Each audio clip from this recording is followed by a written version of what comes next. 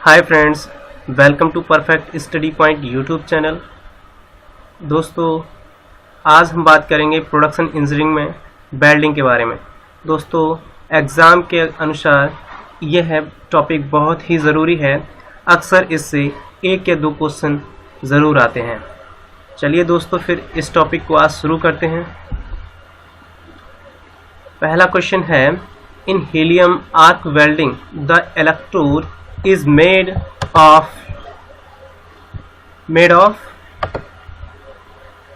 किस चीज का बना होता है? तो बना होता है, अब इलेक्ट्रोड है, इलेक्ट्रोड को चाहिए हाई मेल्टिंग टेम्परेचर, ठीक है। ऐसा इलेक्ट्रोड तो वो कौन है? केवल ऐसा टंगस्टन है जिसका सबसे ज्यादा बॉइलिंग पॉइंट है, मेल्टिंग पॉइंट सबसे ज्यादा है किसका? यहाँ टंगस्टन का। तो बना किसका होता है? वो टंगस्टन का ही बना होता है। अगला क्वेश्चन है, विच of the following welding process use non consumable electrode?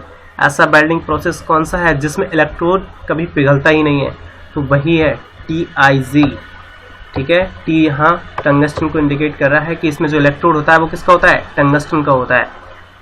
अगला क्वेश्चन है, in resistance welding the pressure is release. Resistance welding में प्रेशर कब हटाया जाता है? ये तब हटाते हैं जब क्या होता है, जो हमारा पूल बनता है यानी जो ज्वाइंट बनता है वो ठंडा हो जाए, ठीक है। तो आफ्टर द वेल्ड कूल, ठीक है। अगला क्वेश्चन है, oxygen to acetylene ratio in case of oxidising flame. दोस्तों, 3 टाइप की फ्लेम होती हैं गैस वेल्डिंग में। पहली है ऑक्सीडाइजिंग, दूसरी कार्बोनाइजिंग और तीसरी है न्यूट्रल। तो यहाँ जैसा कि नाम से मेंशन है ऑक्सीडाइजिंग, यानी सबसे ज़्यादा जो परसेंटेज होगा वो किसका होगा? ऑक्सीडाइजिंग मतलब ऑक्सीजन का। तो यहाँ ऑक्सीजन का ज़्यादा होगा, तो कितना ज़्यादा होगा? 1/1, ये न्यूट्रल का हो गया, ठीक है। तो वो होता है 1.5, यानी 1.5 ऑक्सीजन होगी, तो उसका 1 होगा क्या? एसिटिलीन। ये अगला देखते हैं, the material use for coating the electrode is called. जो मटेरियल इलेक्ट्रोड पर कोटिंग के लिए यूज किया जाता है उसको क्या कहते हैं? उसको कहते हैं फ्लक्स। दोस्तों, ये क्या करता है? हमारे मटेरियल को इन्वायरमेंट की ऑक्सीजन रिएक्शन ना करे, यानी ऑक्सीडेशन ना हो, इसीलिए उसे बचाता है। अगला क्वेश्चन है, विच of the following welding process uses non consumable electrode? ऐसा वेल्डिंग प्रोसेस कौन सा है जिसमें इलेक्ट्रोड की खपत नहीं होती है, ठीक है। तो वो है TIG। अभी बात किए थे इस पे, ये टंगस्टन का बना होता है। अगला क्वेश्चन देखते हैं, which of the following is not a welding accessory? इनमें से कौन सी वेल्डिंग एसेसरी नहीं है? तो कौन सी नहीं है? देखो, हैंड स्क्रीन इसका भी यूज किया जाता है, ग्लव्स भी पहनते हैं, इलेक्ट्रोड होल्डर भी होता है, तो नहीं है क्या? केबल नहीं है।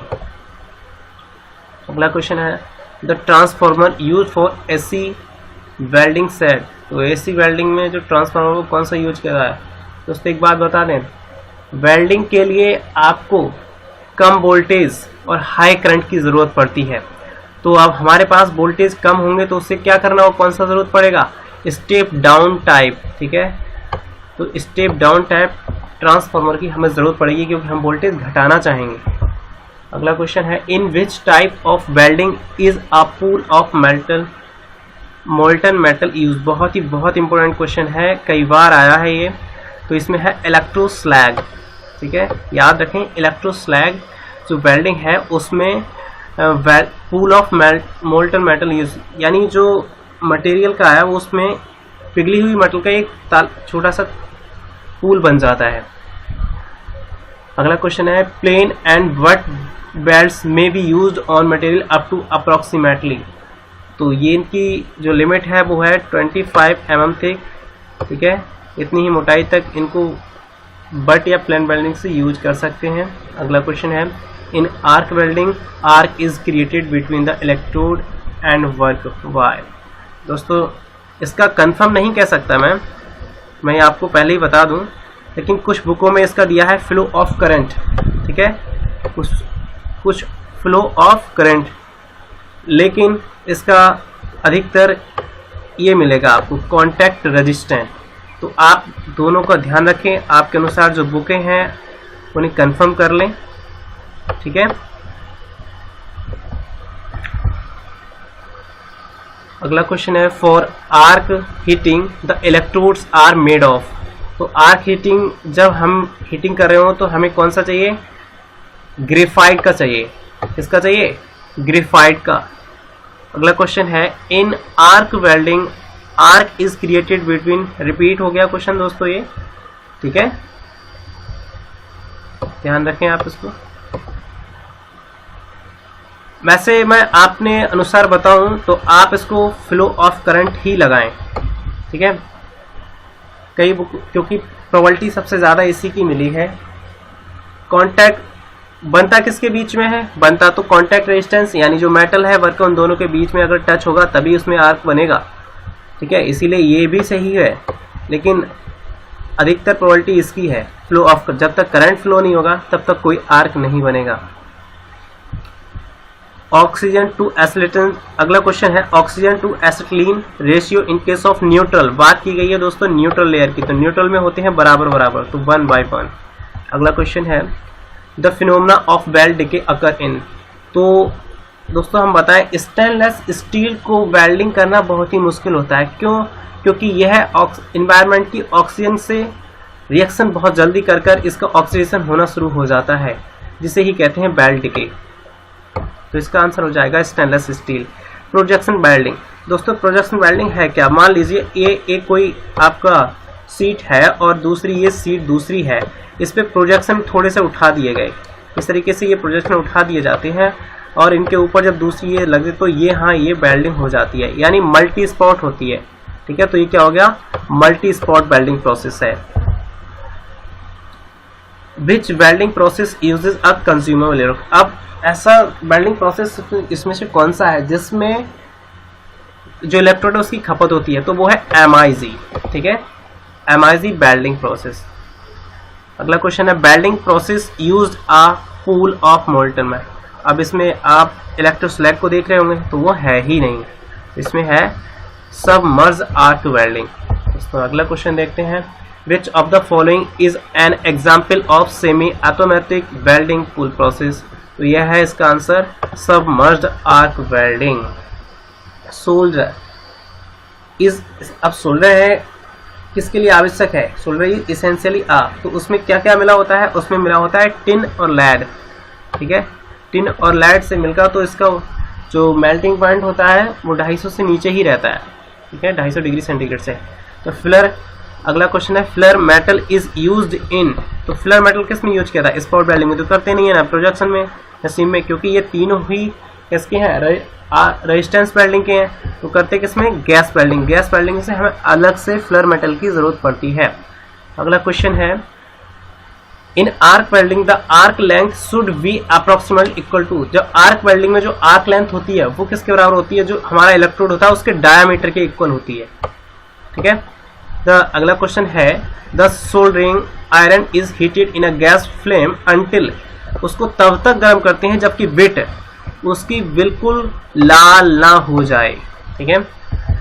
अगला question in which type of molten metal is power for joining the metal. अब ऐसा कौन सा है जिसको जोड़ने के लिए हम पहले उसमें मेटल को उड़ेल देते हैं, तो वो है थर्मेट, ठीक है, थर्मेट वेल्डिंग। इससे केवल इसका अधिकतर एप्लीकेशन कहाँ देखने को मिलेगा, जैसे कि रेल की पटरियां अगर टूट जाती हैं तो उनको ज्वाइनिंग के लिए थर्मेट वेल्डिंग का ही अक्सर यूज किया जाता है। क्या होता है, मान लीजिए आपकी एक लाइन है, इसको ये ब्रेक हो गई यहाँ से, ठीक है, तो इसमें क्या करेगा, या यहाँ से एक कवर प्लेट लगा देंगे, एक कवर प्लेट यहाँ से, और इसमें मटेरियल भर दिया जाएगा।